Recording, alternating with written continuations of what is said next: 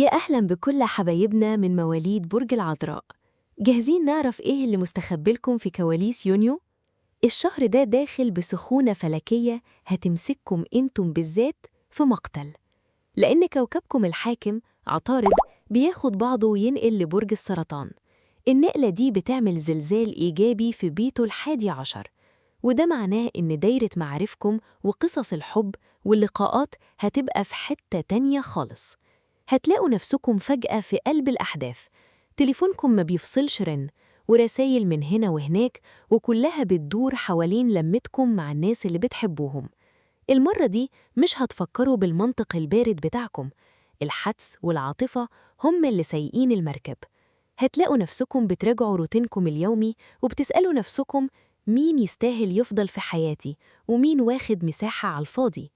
الرغبة هتاخدكم بقوة لأنكم ترجعوا تقربوا من ناس وحشوكم أو تحيوا علاقات عديمة وحسيتوا فجأة بقيمتها.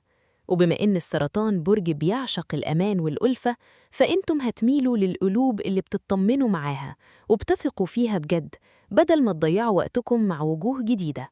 بس تكة صغيرة عشان الليلة تكمل، مشاعركم هتبقى حاسة وحساسة زيادة عن اللزوم، وممكن أي كلمة تترجم غلط وتقلب بزعل.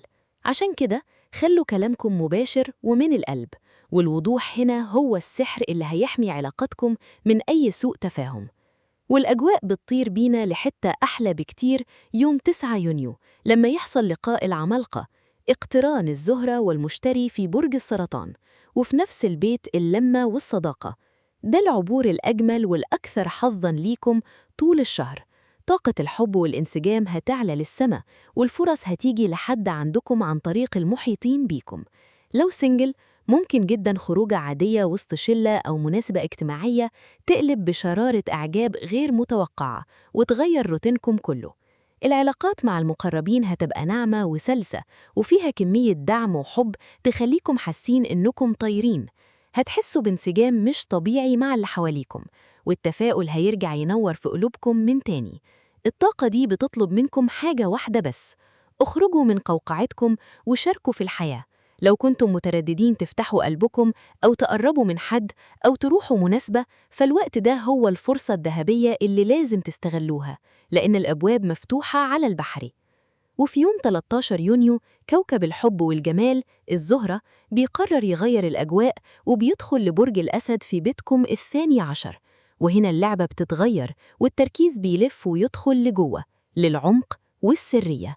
رغبتكم في الاستعراض أو الخروج بتقل، وبتفضلوا تعيشوا مشاعركم وقصصكم ورا الستار وفي الكواليس. الفترة دي مثالية جداً عشان تقعدوا مع نفسكم وتراجعوا مشاعركم تجاه الشريك في هدوء تام، أو تعيشوا قصة حب سرية لسه مش حابين تعلنوها للعالم.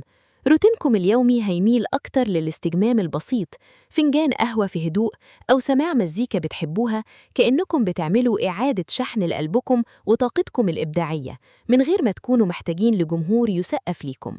وحتى في الصرف والفلوس هتميلوا أنكم ترتبوا أموركم في صمت وبذكاء، من غير قرارات متهورة.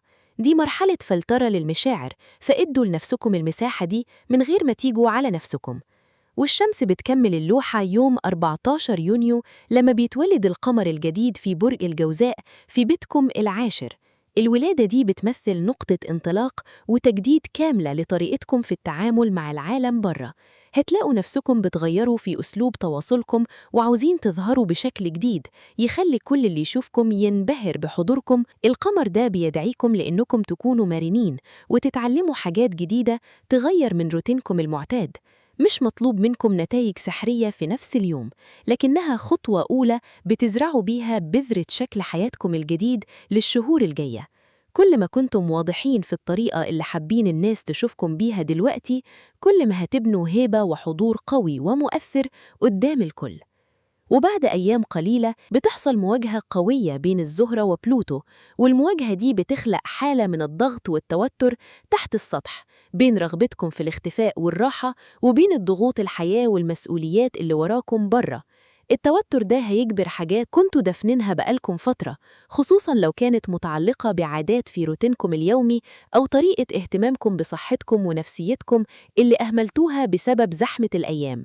الزهرة في بيتها ال12 بتخليكم عاوزين تسحبوا نفسكم وتهربوا من أي مواجهة مباشرة، بس بلوتو ما بيرحمش وما بيسمحش للأمور تفضل سطحية. لو في علاقة مستنزفة أو عادة يومية بتبوظ مودكم أو صراع قوة خفي مأثر على أعصابكم، كله هيتكشف دلوقتي. الحل مش الهروب، الحل في الصدق التام مع النفس. عدلوا روتينكم، حطوا حدود صارمة تحمي وقتكم وطاقتكم من أي استنزاف، وواجهوا المشاكل بذكاء بدل ما تستنوا إنها تتحل لوحدها. وفي يوم 21 يونيو الشمس بتدخل برج السرطان وبتنور دنيتكم بالكامل في البيت ال11. الأضواء كلها هتتسلط على علاقتكم وصداقتكم، والإيقاع هيرجع يبقى حيوي ومنفتح على العالم بره. هتبقى فترة مليانة خروجات ومناسبات ولمات حلوة، دوركم فيها هيكون هو المحور والأساس. دي فرصة العمر عشان تصفوا دايرتكم وتقربوا من القلوب اللي بتبادلكم نفس المشاعر بجد، وتخلوا الناس اللي بتجيب لكم طاقة سلبية ترجع للخلفية. العلاقات في الفترة دي هتبقى المراية اللي بتعرفكم انتم رايحين فين في حياتكم. وقبل ما الشهر يخلص بحوالي 7 أيام، المريخ بيدخل برج الجوزاء وبيعمل حالة من الحمية والسرعة في الحركة. طاقتكم هتبقى في السماء وعندكم حماس مش طبيعي تخلصوا وراكم وتنجزوا كل حاجة ورا بعضها. الجوزاء بيخلي الروتين سريع جدا ومليان تفاصيل، ومحتاج منكم تركيز عالي وقدرة على عمل كذا حاجة في نفس الوقت. بس عيب المريخ هنا إنه بيجيب معاه شوية عصبية ومنافسة وضغوطات من اللي حواليكم. ممكن تحسوا إن الناس بتستفزكم أو بتتحداكم. الشطارة هنا إنكم ما تخلوش العصبية تسوقكم، واجهوا الضغط ببرود ذهنكم المعتاد، وما تاخدوش ردود أفعال سريعة تندموا عليها بعدين. وبنقفل يونيو على تراجع كوكبكم الحاكم عطارد في برج السرطان. التراجع ده شأنكم انتم بالذات، حاجات وأمور كنتوا فاكرينها إنها خلصت وقفلتوها ممكن ترجع تفتح نفسها عشان تتراجع وتتظبط صح.